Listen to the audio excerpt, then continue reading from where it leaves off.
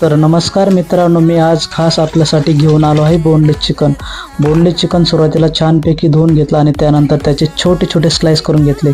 कांदा मस्त ब्राऊन होईपर्यंत भाजून घ्यायचा. आजच्या बोनलेस चिकनचं वैशिष्ट्य म्हणजे चिकन शिजवताना पाण्याचा बिलकुल वापर करायचा नाही आणि हे फक्त कांदा मीठ हळदमध्ये शिजवायचं. एकदम मस्तपैकी फ्राय करून घ्यायचं, त्यामुळे भारी चव येते.